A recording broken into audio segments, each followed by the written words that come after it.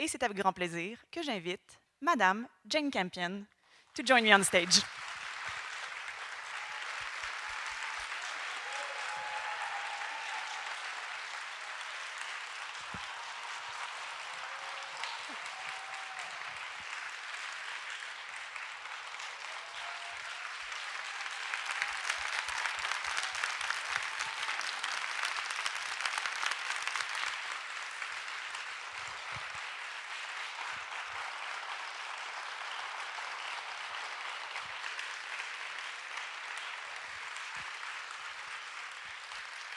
Quel accueil, what a welcome. There are some images of what we just saw on the screen that those images have been with me for years and years. The moment when Ada falls in the mud, the sweetie barking. Do you rewatch your films, or when you're done, you like to move on? When I'm done, I'm done. So I want today to start from the beginning, to know where you come from as a filmmaker. And your parents had a theater company, your mom an actress, your father was directing, I think, in the company, and yet you did not follow in their footsteps. You went to anthropology at first. Why anthropology and not art? Well, first of all, just to say hello to everybody here. How nice it is that you're here together, and we're going to try and share something about my practice. Are many of you filmmakers here? I think quite a lot, yeah. Oh, fantastic. Isn't it a struggle? A magnificent struggle, it really is. And you may think, oh, she's made it. I always think, such a pretender. But here I am, pretending away, okay. So, yeah, where did it begin? You know, to be honest, it's really hard to say all the, points, oh, this happened, that happened, but as a child, I really loved imaginary games and playing, and I played very long-lasting games with my friend that we made up that would go on for weeks, even months. Those were series, I guess. And yes, my parents were from the theatre, but I kind of ignored what they were doing. Like, what parents are doing is kind of not interesting to you.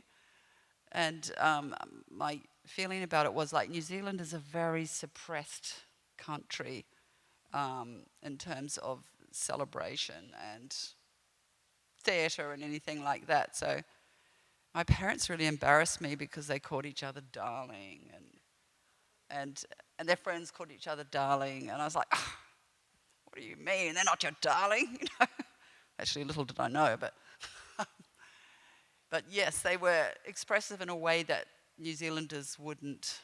And I was, I was grown up from school, I guess, so I wasn't really part of the family. My sister too, we both thought they were excessive. And now we're so grateful to them. So I kind of ignored their influence, but I still loved putting on plays, and I used to go and watch my dad's plays. And actually, that was my mum that you saw in the reel that grabbed the sword. In She An also Angel was at an My actress. Table, yeah. Yeah. Yeah, I had sort of fairy tale parents because they were born on the same day. And that, I think, is where the fairy stories stopped, because it was a lot more complicated. What was your question again? Well, you went into anthropology, Oh, then yeah. you went into arts. Yeah. It took you a long time Yeah. to get to filmmaking. You took different routes. I mean, I'm 67 now, and when I was at school, the sort of careers that you could think of doing was like being a school teacher or working in a shop. Maybe being a female doctor, I don't know, but I wasn't that good at science, so that wasn't really an option. I didn't think I would be the one doing anything. I really didn't see that as a possibility. It was impossible Plus, I wasn't even inspired. I thought I'd just try and find a husband. That'd be a good start. But I had trouble finding the husband. And in a way, Film is the next best thing. Yeah, and university was a good place to look for one. So anthropology degree. And I did learn some things as well, like we did a Levi-Strauss study of myth, which I really loved. And someone was saying to me the other day, because they seem to have other people have a better handle on who I am than I do, but she said, I think you're a fairy tale teller. You know, that you're really influenced by fairy tales. And I thought, oh yes, that's true. It's sort of true. I do love fairy tales. I love the gothic quality of them and the atmosphere of them, and the way they're connected to the psyche. And anyway, at university in Victoria, we weren't looking at fairy tales. We were looking at myth from different culture, but in a way, it was similar. So anyway, I was being educated despite myself. And, I thought I wanted to do art, you know, like painting. But when I went to England to study at Chelsea College, I was really lonely. And the only thing I did was go to movies. I started becoming I had been to films before, of course, but this became like the golden obsession. And every night I would usually go to a film. And it was a kind of pretty good time for cinema. And the cinema just helped me feel like I belonged somewhere. Like the stories there was art cinema mostly, and the stories they were telling were sort of about complexity and thinking and life. And I just thought, oh look, these are my adults. These are people I want to, grow up and meet. But I never ever thought I would be making one of those movies. And never.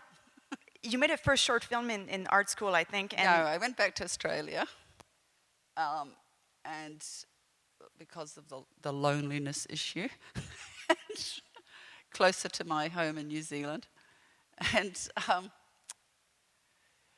when I was there, I kept up the movie watching obsession and started to get the gold card to go to the film festival and just watch everything. And then I sort of started, my little ambition kicked in. And, you know, in those days they had shorts or animations before the features. And I started to think, if I could just make one of those, if I could just make one little, 5-minute film or whatever it is that they show before the features, I will be the happiest human in the world. And so that became my goal. And at art school, I started to make an animation about two single beds having a relationship. But do you know, that film was lost when we went through the whole problem of, drawing it and then photographing it shot by shot. But I just thought, you know what, I'm not going backwards, I'm just going on. So I made another film with my friends, and it became like what I did at art school was make these films. And at that point, when I got the Super 8 camera in my hand and the manual, because really there wasn't a film how to do it at art school, you had to teach yourself really. Although there was a really kind guy who helped a bit. And I taught myself how to make a film with my film. I mean, it was so basic that I remember going to a Super 8 little studio where to find out about how you do the edit process, and there was some other young people there too, and they were saying, what are you doing? I said, oh, I'm going to make a film. They said, oh, well, if you need help with the sound, I'll help you. I said, oh, no, don't bother yourself, because I'm just going to put the microphone on a chair. And for us, it was like, these are the great days of filmmaking, where if what you wanted was in front of the camera somehow, and we had exposure, we were like cheering, like, we've made it, it's going to work. And so that's how I started, and that's how I became obsessed. Once I got to this point, and like to the husband story, I gave up on that. and just went, oh, I think I'll just do it myself, I'll try. And actually that's when my life started to happen at 24. It was like, oh my God, I can just work like 18 hours a day. That's how it felt. I just so energized because I was inspired. And fear was like a distant relative. It only turned up for an occasion, like when you had a screening, and then you're like, ah! But yeah, and that's really the story of filmmaking, inspiration and fear. Like both things are going to be there. One you don't really want, but it's coming anyway. And you've got to have the inspiration bigger, even 2% bigger. That's enough than the fear. And if you can get that to happen, you can do it. But if these stats are the other way, just 2% more fear than inspiration, it's not going to work. So I think fear is one of the really big things that as an artist you have to struggle with, especially in this medium. Did the time in art school give you a better understanding maybe of color palettes and composition when you became a filmmaker? And I know you draw a lot still, you do storyboards. So how did art influence your filmmaking career? Well, I did learn to draw to a certain degree. And what I really learned at art school, which was so fantastic, was like economy of means, like always trying to do what you need to do in the least, or in the most economic way. So you just try to tell your story with the least shots, with the least cuts, with the least whatevers, the least sort of attention to the materials, And I guess when I went to art school, unlike some of the other art students there, I had a university sort of training, and I knew how bad my art was, Whereas, and that was kind of really humiliating and humbling, because you had to just suck at it for a long time before it got good. And that was hard. It's like learning another language. It really is like learning another language. And the art school education I had was just the best education I've ever had anywhere, and I've had quite a few of them. So, the art school was brilliant. And once in film school, did you feel that there was room for female filmmakers in school and then early in your career? Was the world a lot of room? Yeah, a lot of room for girls in school. But then afterwards? Afterwards, not so much. At school, it was like 50-50, I would say. And, this was the 70s. It was like we were the country that Germaine Greer came from. I don't know if you know of her. Great feminist. Feminist, yeah. Actually got to meet her in the end, which was pretty gorgeous. But she was turning things upside down. She was really out there. We were all growing our armpit hair and our leg hair, and we were going like, no, we're not cutting any of that off for anybody, until we got to the 80s and 90s and all left. But I would say art school was art school was a really challenging, fabulous time. Film school was really conservative and odd, and I don't know, do you have film school here? Yes. And probably it's like film school everywhere, right? They have really odd teachers, yeah. And basically the other students, we all taught each other. And there was a group of us that just came at night, like ghosts. And we would work on our material together and visit each other's edit rooms and give advice or encouragement or discouragement, depending on what we were wanting, and the mood we were in. But it was really where I learned to be a filmmaker at night in these rooms. But did from you the wonder, other students, yeah. Did you wonder, do I want to be an editor? Do I want to be a writer? Or directing was really the goal? Yeah, at that point, I knew I still wanted to get one of these short films in front of a big film at the film festival. And I thought I had enough experience after art school for a whole year of trying to do something and nothing happening. I mean, I look like I've had a career that's been blessed, and I really have, but I had such a hard time, as I know everybody almost does, trying to get started. So I was at film school trying to find out if I had any talent. Like, because I wasn't really sure myself, you know. But I thought, well, that's my job here, is to find out if me being me is something anybody else wants to see, even myself.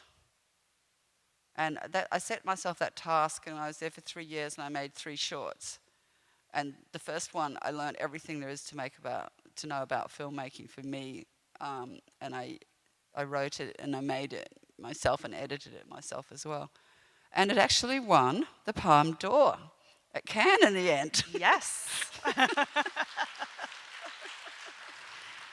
So when things did get started, it was good. It got started, but like that 7-minute film it was 9 minutes with credits. The 7-minute film, I know, was such a massive task, and I ended up in a hospital even, in the intensive care with asthma from stress, and I thought, oh God, I hope nobody tells anybody, because if they find out I can't even make a short film, I don't have any career. Oh my God, no. And yet you moved on pretty quickly to do a TV film and then Sweetie. You say it was quick, but Oh, well.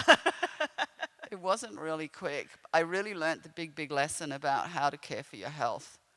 And like, well, you know, you can't wring yourself out. You know, like that was a 7-minute film, and I thought, my God, what's going to happen to me if I ever make anything normal sized? You know, you have to prepare. You have to prepare big time. You have to prepare so much in advance. So that made me kind of into a preparation junkie. And I love preparing. I love thinking ahead. I love production. I love, you know, thinking about all the qualities of a production and how you're going to make your production special. Like, if you make a film and you just do it the way it's normally done, you will get a normal film. It's kind of obvious. But if you want to make something that is unique for you, then you have to figure out a different means of production, a different way of emphasizing things, and a different strengths to your production. And the one thing I always have done is like give myself 3 weeks of rehearsal with the actors to give an edge to what they can do and what we can come up with together. And because I've always done it, people always accept it. So, I mean, my strenuous suggestion is to figure out what you can do that's not going to cost a lot of money, that in the preparation that can make your work unique. Well, you know, more of a gift, really, to the public. Nowadays, we talk a lot about the male gaze and the female gaze trying to shine more on screen. Were you... I'm laughing, you know, because I was just with this New York critic called Amy Taubin, and she said, she's 83. She said, I can't stand it when they talk about the female gaze. What the hell are they talking about? And yet, rewatching all your work recently, to me, it was there all over. It was a way to look at women and men that I do not see in many other films of that time, in the 80s, of the 90s. So I'm wondering if you were aware of that when you started, that you had a look on things that was more the perspective of a female, and that is not something that we saw on screen a lot. Well, yeah. Um, I think The Piano is a good film to think about when you look at that idea, or probably any of them. But um,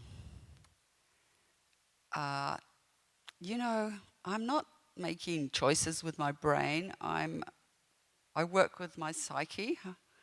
So I don't really call the shots. Something in me that's more persuasive than my thinking, which changes from minute to minute, decides what I'm going to do and how it's going to be. And in a way, when I told the story of Ada, I didn't even really know what I was doing with my brain, but I knew I was doing it, and I loved it, and I wanted to do it. And I loved this woman, and I knew that she wasn't speaking because this was her only defense, that she wasn't speaking because she was never listened to. That what she had to say and what women have to say there's not a listening for it. Back then, and maybe it's changed, but when you, as a woman, are in a world where between 93 and 97% of the films are directed by men, you know things aren't equal. And you know that you've been fed the world from a male perspective, and you maybe even have fallen for it. And that it's a good idea to rethink a few things and to let your psyche lead you, rather than your brain, because I think the psyche may have more honesty for it. So anyway, I don't know really what I'm saying here, but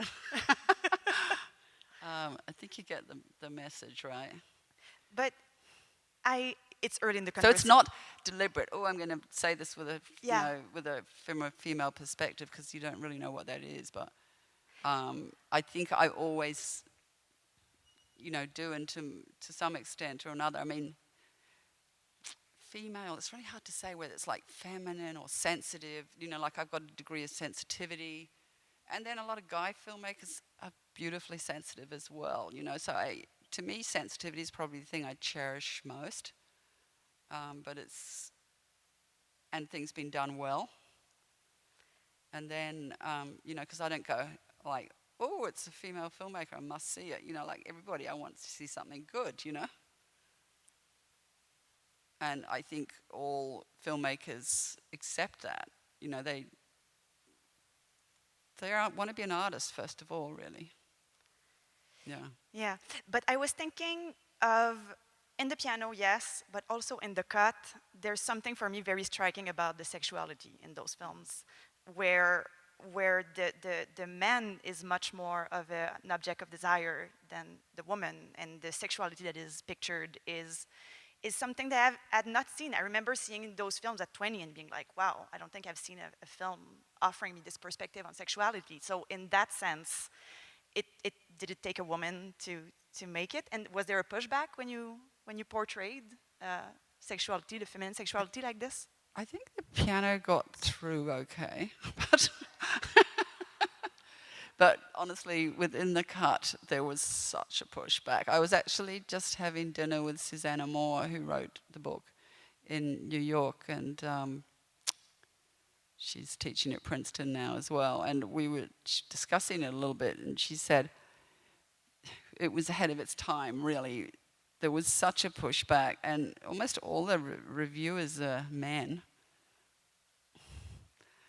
And I think they felt outraged. They felt really outraged. I personally love the film. I do too. And I think it's having a rebirth, or it's over many rebirths actually, around the world, in terms of appreciation. Someone said that's a fairy tale as well. It's a New York fairy tale. But I think maybe men don't realize how much women talk about men. And that I don't know what it was really, but it was somehow shocking to them. Female desire, really, maybe. And that brings me to actors, because in that film in particular, you have Meg Ryan, who was the rom-com sweetheart at the time, going for something more She was edgy. kind of, yeah, she was really sick of that too, you know. Yeah, I can imagine. Yeah, the rom-com princess was like really tearing her jewels apart. and wanting a different world to live in, and that her rom-com time was over. And I always feel a bit guilty because like snatching her away from America and to put into this sort of story. But Meg really wanted to do it. And Meg is an amazing person who's, you know, for all the fuss that was made and all the pushback she got, she was always just so staunch and loving about the film and, you know, supporting the vision. She was amazing. Yeah. And going back in the filmography with the piano, also the acting is so incredible. Just seeing that clip again, I had chills. Holly Hunter is amazing. And yet, you were looking for a tall and slender actress. What happened there? Well, the woman who was my inspiration was actually Janet Patterson, who was the costume designer on the piano. She was about 5'10", and so beautiful, and she had these eyes that would just burn through, and especially if she didn't like something. And I think I was a little in love with her in a way, you know. She was also a best friend, and so she was my sort of image. And even though she was all these things, tall and strong, she had the tiniest voice you could ever imagine. She spoke like this, you know. I don't know if that we'll use that colour. I'm thinking a mauve colour might be nicer. And I felt like this sort of big gross person beside her. Yes, I think, and the texture. I like that texture. I think would you like to have a look at it? So she was my image, and, you know, I was trying to hold on to that and find it. And Holly, through her agent, was trying to get in contact with me because she really wanted to play the role. And I kept saying, but Holly's, what, is she even 5 foot? You know, she's great, but just not this tall woman. I sort of wanted the woman to be too much of a, you know, like the idea was that the Stuart patriarchal character didn't want a woman that he couldn't dominate, you know, easily. So the idea that she was too tall, too big, which is, I guess, something as even a 5'8"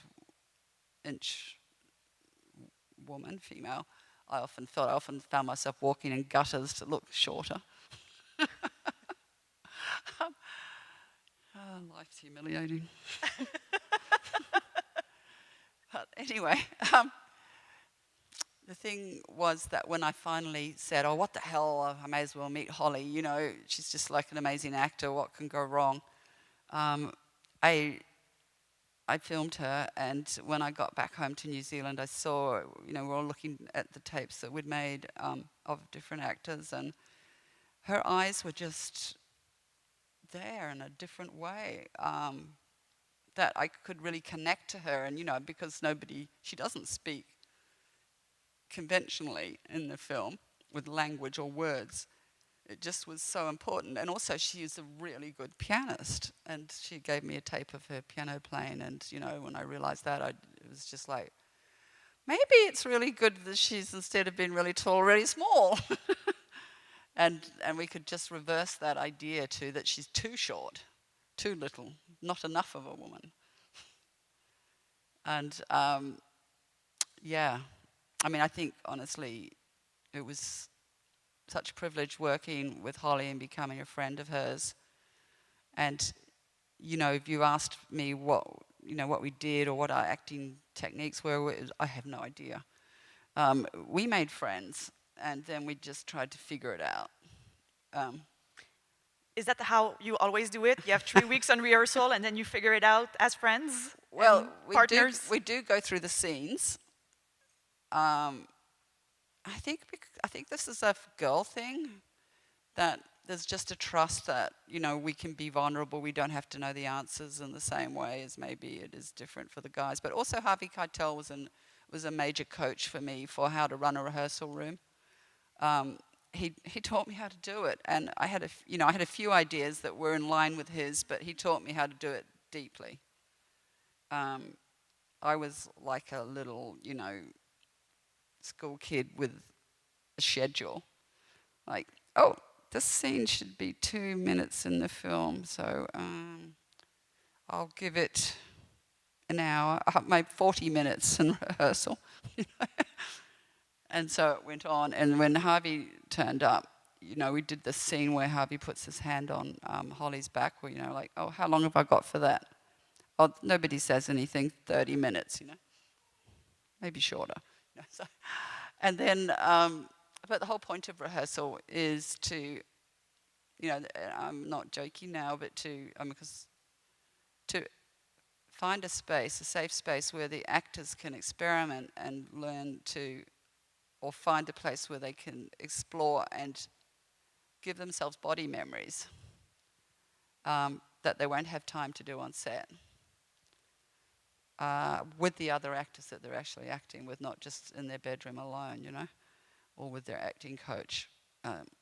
So Holly was playing the piano that was in the rehearsal room, and Harvey was sitting on a chair looking at her.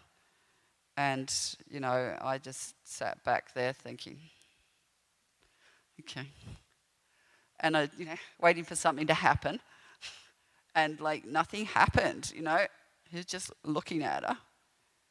And then after about 15 minutes, Holly called me over and said, "Doesn't he want to touch me?"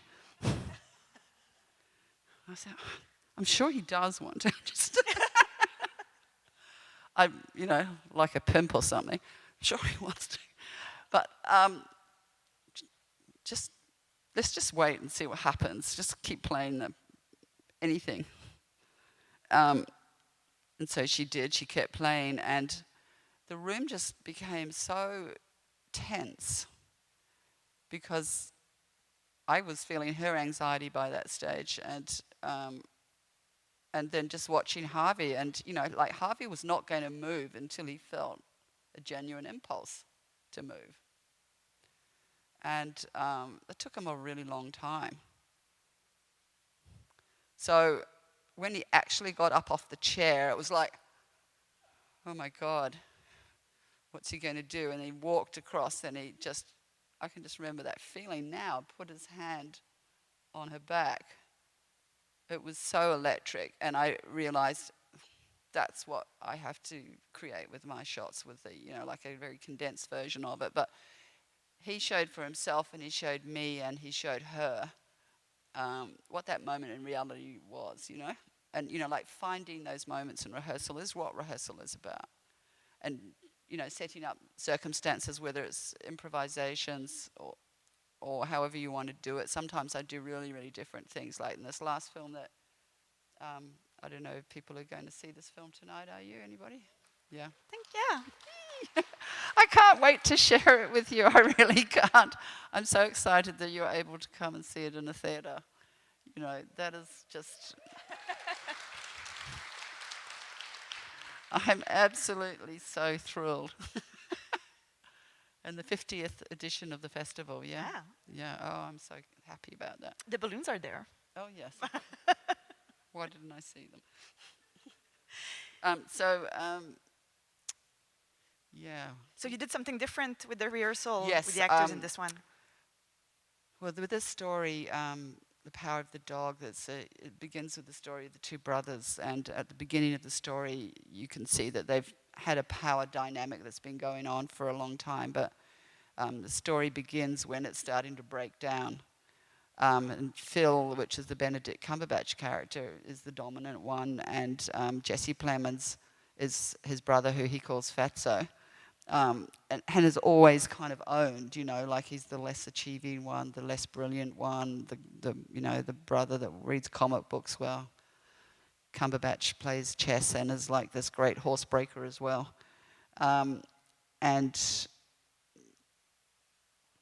However, it seems like the Jesse character has withdrawn his interest in ranching a little bit and doesn't want to go out and eat fresh elk liver on the mountains with Phil. So I was thinking about how am I going to get these guys, to start off like something fresh for them. And I came up with the idea of getting a choreographer to come in, like this fabulous guy who is in New Zealand, does like very interesting observation of, dance, but also quite modern, like just how bodies really move and really interesting observations about them. And I got him to teach the two guys how to waltz together. And the instruction was that Benedict had to lead and that Jesse had to learn to listen to him, because actually Jesse's quite alpha. As a real guy, he's, nothing wrong with a nice alpha. And Benedict's quite, obliging. So they both had to kind of discover these energies in themselves and to feel them with each other. And the thing that Benedict didn't know was that I had secretly instructed Jesse to, once the dancing was getting going, just kind of peel away and sit down like he's not interested. Because that was really what was happening for Phil Burbank in the story. And, I was very excited about this.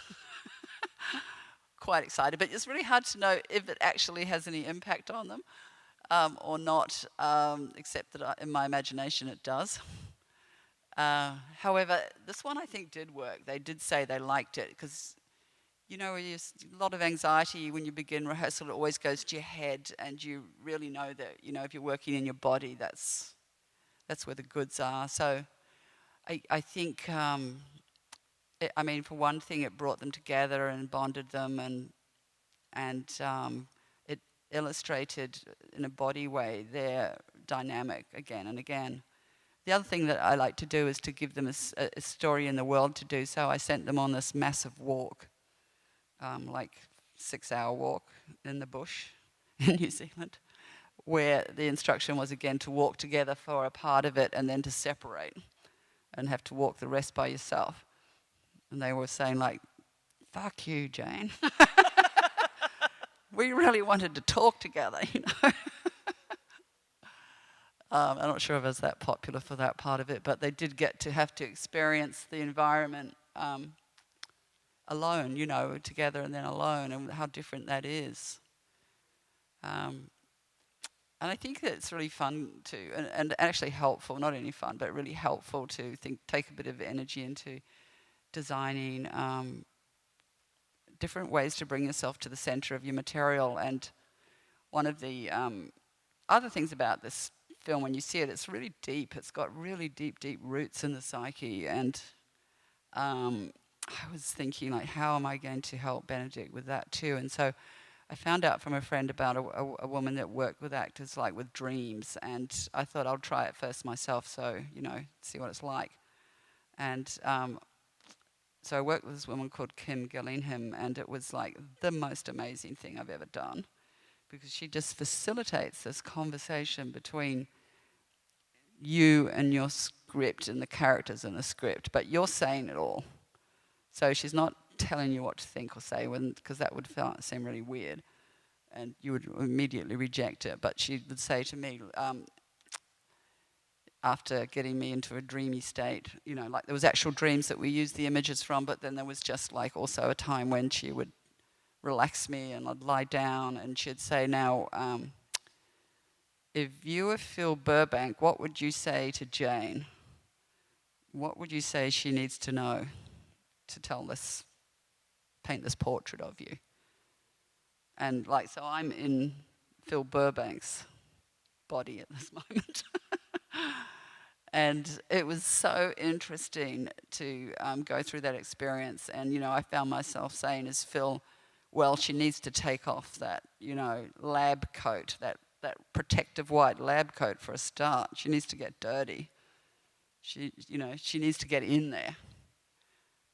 And so it was sort of instruction to yourself, but mediated through this woman who's done a lot of work with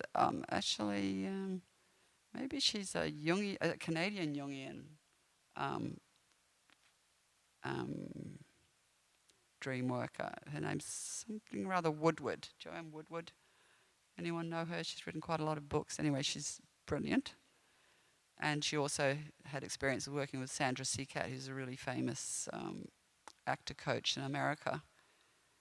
Anyway, it's the first time I felt really helped by anybody. And Kim Gillingham, you can look her up and you can work with her. I've made this suggestion to a load of people, and I don't know if anybody's taken it up yet. And I even told my friend Iniarutu that, and he went, "Oh my God, no, my psyche, I can't have anyone touch it, you know." I would be so frightened, oh no, you know. But if you're not frightened, it's a really, if you've done enough therapy anyway. So I think it's really, really great help if you're a director. Anyone a director people here? I think quite a few directors. Director will be, I see one there. actual directors, and you know, it's really, some people put their hand up a little bit. Fantastic. I'm a little bit of a director. I know the feeling. Yeah. You were talking about the brothers dynamic in Power of the Dog. In Sweetie, you have those two sisters, half-sisters in the cut. Siblings come back very often in your work, like the two sides of a same coin. What is it that fascinates you about the duo dynamic? Well, having a sister. You wrote Holy Smoke with your sister, Anna. I did, yeah. My sister's only a year and a bit older than me, but she's my boss. I'm bigger. I run faster. I did everything else, but she's my boss. You know, they call him the lead mayor. And even now she rings me up, or she sends me messages if she's seen pictures of me in outfits on red carpet, and she says, "That piece looks like shit on you." Like a good sister. Yeah, well, it looks like a spacesuit. What are you wearing that for? Oh, and your bottom third tooth is a bit grey looking. You should get that fixed. It's like, thanks. This made me feel really confident. But within our weird family, that was like, you know, this is backstage information for you. Like, we'll tell you because no one else will. We'll tell you how terrible you look because everyone else has just been polite. Does anyone else have that family stuff going on? Okay.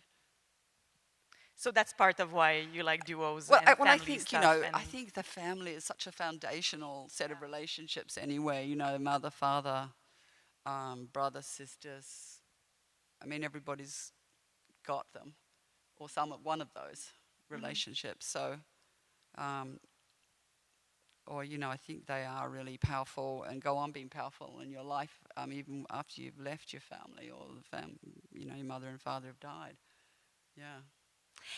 The Piano you wrote alone, and other films, very often there were adaptations, or you worked as duos, we say with your sister on Holy Smoke. Let's talk about Gerard Lee, who worked with you on Sweetie, on short films before, On Top of the Lake. What's that writing relationship like? How do you work together? You fight a lot. We fight. Do you think we fight a lot? I don't know. No, we don't. I hope you don't. No. Jared was my boyfriend at film school, and I really loved him. And he really loved me, but we didn't really get on well enough because he wanted more of a girlfriend, and I really wanted to be a filmmaker, and that took all of me. But in the end, we were really great collaborators, and we wrote and directed together Passionless Moments. And he was there helping on Peel, and not so much on Girls' Own Story. But when I finished film school, I wanted to do this piece that was a little bit about us, called Sweetie, and our families, and asked him if he would mind, if he would like to co-write with me, and he did. And just when we work together, we just go so fast. It's just really easy. We've got a similar sense of humour, and somehow someone checking what you're doing makes it just quicker. And we don't have ego about it either. Like, I mean, I really love what he does, and he loves what I do, but we have trouble liking our own stuff. So it's much quicker this way. And like I'll say, what do you think? Is anything here? And he'll go, nah. And I'll go, okay, chuck. You know, but if I was by myself, I would be taking so much longer over making that decision. Everything goes faster and everything is more fun because you talk about life. Say we had 5 weeks to do an episode of Top of the Lake. Maybe the first 2 weeks we would just talk about what was pissing us off. Just, you know, like, and then going back to, I miss my dad, yeah, I know, you know. And we also knew each other's parents, you know, we go back so far. And I miss him right now. He's so funny. And he's like scarily kind of honest, but he's kind too. And he's incredibly funny. And I guess that's why I really love what he does in a script. And I think we've got different skill sets, and just love collaborating. And when you work with adaptation, you know, there's Portrait of a Lady, of course. Bright Star was on the letters of John Keats. Right now, Power of the Dog. There were many books behind some of your films. What's your take on adaptation? Do you feel that you have to stay close to the material, to the source, or you feel free to do whatever you want? I think now I understand better what to do. I think with this book, The Power of the Dog, I felt like Thomas Savage had written a frickin' masterpiece anyway. So, but you know, it couldn't just be a film. I really had to work through the material and choose those parts and pieces that were going to work as a film, and make some really hard decisions about that there would be no backstory that would tell the story. Like, just everyone could have to figure it out. And that, you know, one of the important characters in this film is Bronco Henry, who is like a ghost to the story. You never see him. And, of course, in the book, there are stories with Bronco Henry in it, but in our story, he's long dead. So that was interesting, like, you know, knowing that one of the most important characters we'd never see. It was exciting as well. And I worked with Tanya Sagetchian, who actually worked on The Crown on the first series, working with the writer there to order it. And she's like got a great brain, double first at Cambridge, you know. And yeah, we just had a lot of stickers on the table and, you know, trying to figure out which scene would go where, how to organize it, how to put breaks in it if they needed breaks, and, you know, what was the great things about the story we loved that we could take to the adaptation, and what we should let go, and what I needed to make up. And I think, you know, I was haunted by the idea of having enough ways to bring Bronco Henry, to keep him present in the story, because for a really mean son of a bitch that Phil is, you know that he's obviously, there's another part of them which is just completely grief-stricken and full of desire, full of love, full of unfulfilled love for someone who's not here anymore, and it's really heartbreaking. So I had to invent some things and that, you know, like figure out what they would be. And basically you can write anything, but you have to be honest and know that, can I show this? Can I embody it? Is this something I can see, or it can be felt or experienced in a film, you know, on film? And, you know, that was the process. There's something that can be felt on this film that I've rarely seen, or um, it's the smell. I feel that there's a sense of smell when we watch The Power of the Dog. Like, we are so deep into that universe, and Phil just ooze meanness and the unfulfilled aspect of his personality, and we can almost smell him because he doesn't bathe, but also because there's something strong, there's something so emotional, it goes through the screen. Am I the first one to say that we can smell the actor in the theater? I think that's a beautifully olfactory kind of comment, and I love it. No, I love it. I do think, well, for some people that connect to the film deeply, that they get touched in ways they just haven't felt before. That there aren't really, like you can't really talk about smell in a way, It's something you just have to do, right? Or imagine you're doing. And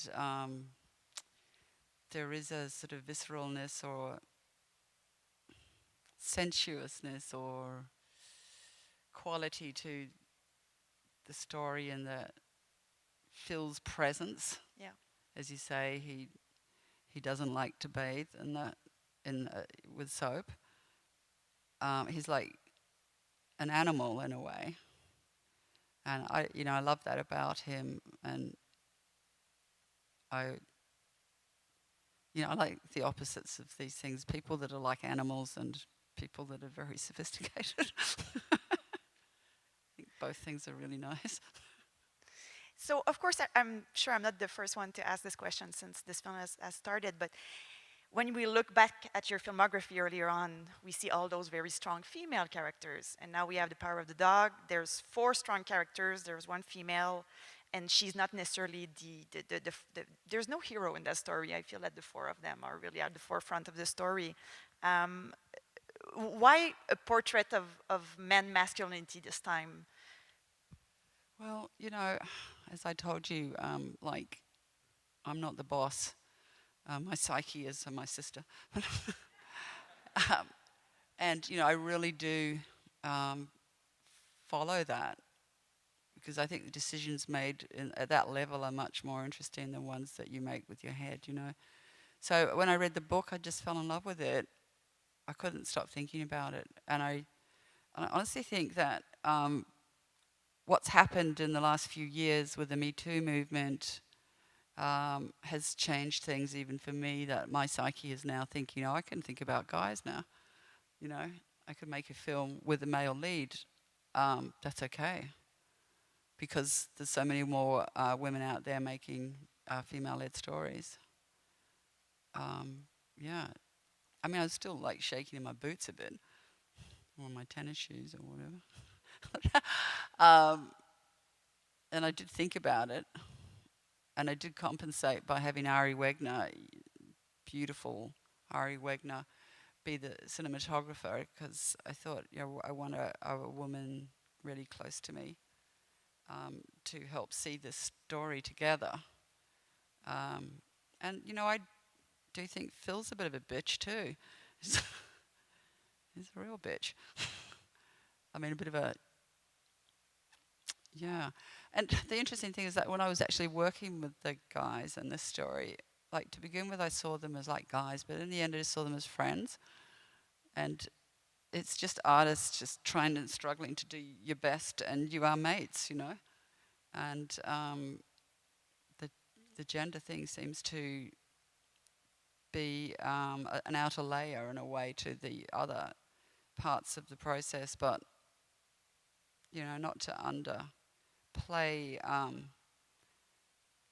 the importance of caring about equality.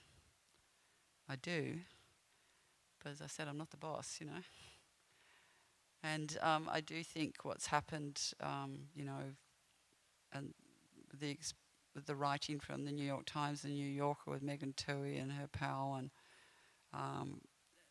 the work that's the brave women coming forward, and just the understanding that there has been an enormous amount of unacceptable abuse that's gone on and can't happen anymore, has made a difference. I mean, I certainly feel. I don't know if you people feel it. Yeah. And for me, it's like as important. I mean, I've been in this business a really long time, and probably not many other people other women been in the business as long as me, not many.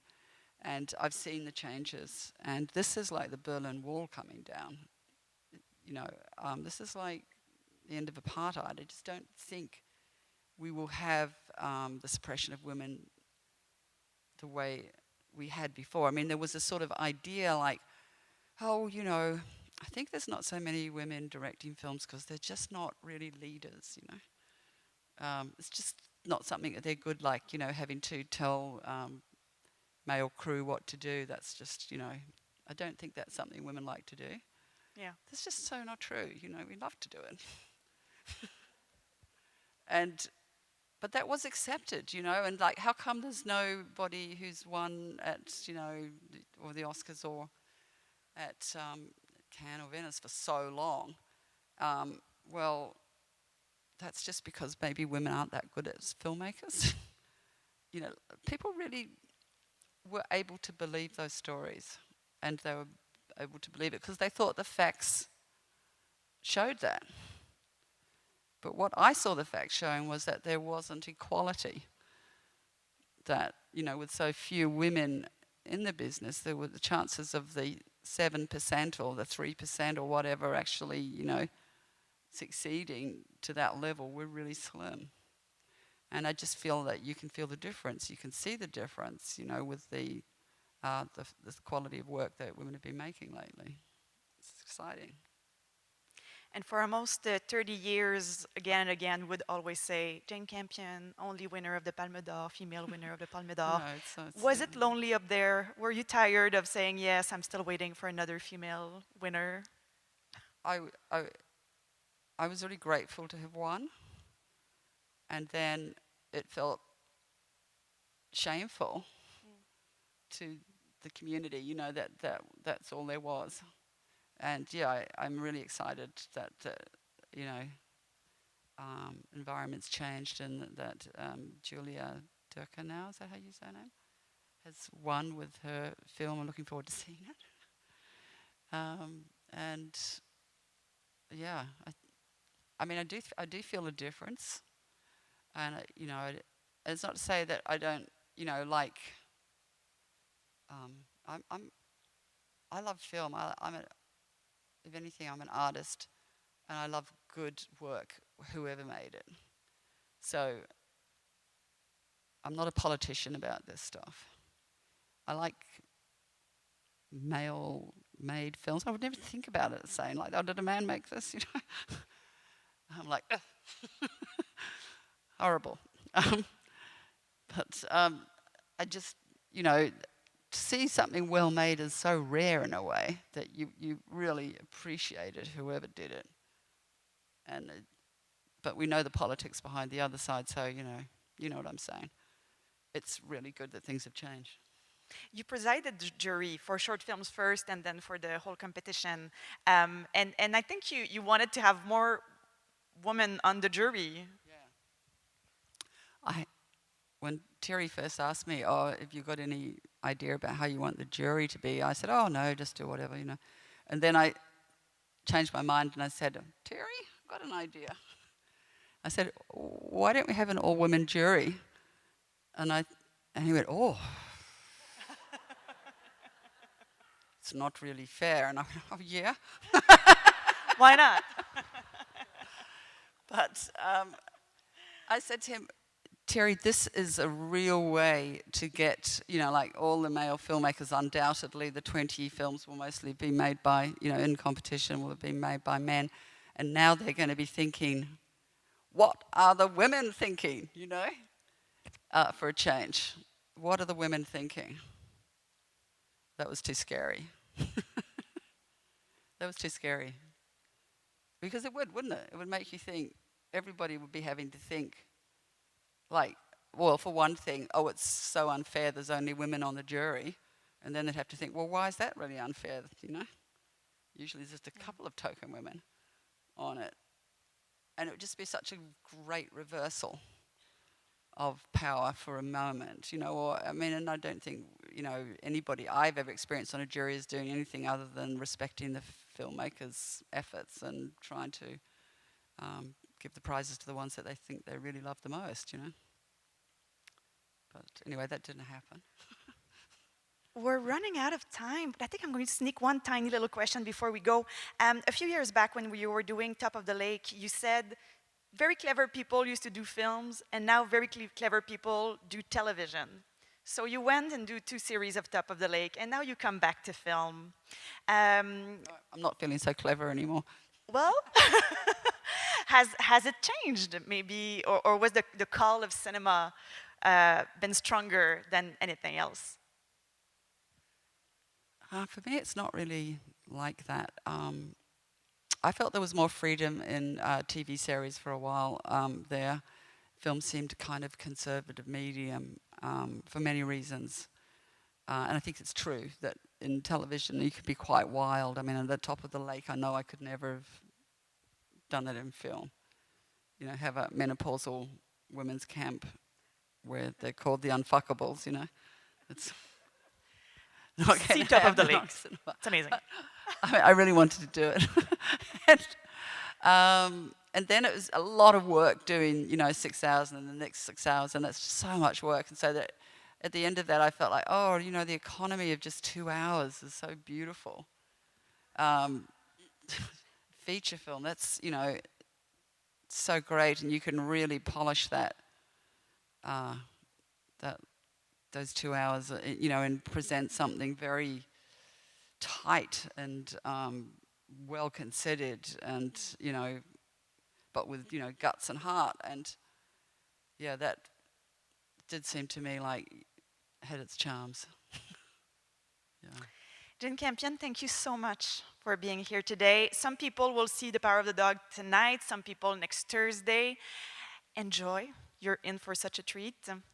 Thank you for being here with us. Thank you for coming and listening.